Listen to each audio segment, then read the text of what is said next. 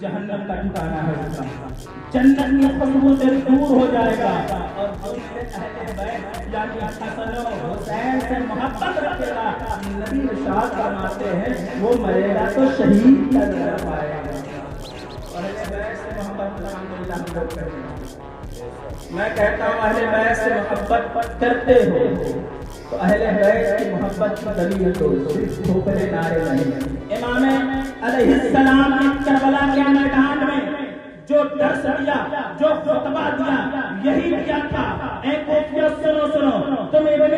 جو ہے یزید پلید کی بیعت کو تم قبول کر رہے ہو، اس کی خلافت کو تم قبول کر رہے ہو، اس کی جو بے نمازی ہے، اس کی جو فاسق ہے، اس کی جو ناچ گانے کا جائز کہتا ہے، اس کی جو ہے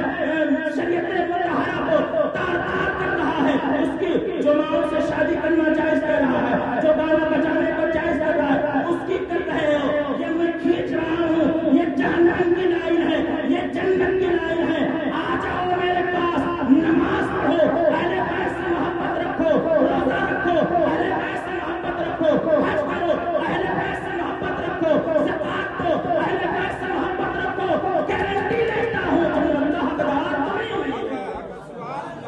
تو یہ بات ہمیشہ یاد کرنا، اہل بیت کا نعرہ صرف کھوکھلا نہ ہونا چاہیے، بلکہ اہل بیت کا نعرہ دے رہے ہیں تو الحمدللہ نمازوں کا بھی پابند ہونا چاہیے، فجر کی نماز کا بھی پابند ہونا چاہیے، ظہر کا بھی پابند ہونا چاہیے، عصر کا بھی پابند ہونا چاہیے، مغرب کا بھی پابند ہونا چاہیے، عشاء کا پابند ہونا چاہیے، روزوں کا بھی پابند ہونا چاہیے، اور اللہ تبارک جل شانہ نے دولت دی ہے تو زکات کا بھی پابند ہونا چاہیے۔ تو اگر ان سب کا ہم پابند بنے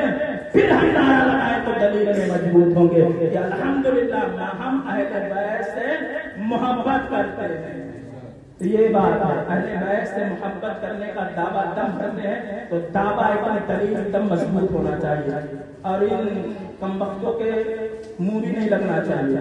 میں بارہا کہتا ہوں، اس دن بھی کہا تھا، یہ لوگ ہمارے ہی نام سے پلتے ہیں، ہمارے ہی نام سے مشہور ہوتے ہیں، اور ہمارے ہی نبی کے خلاف ہوتے ہیں، تو ایسی زبانوں کو بند کرنے کے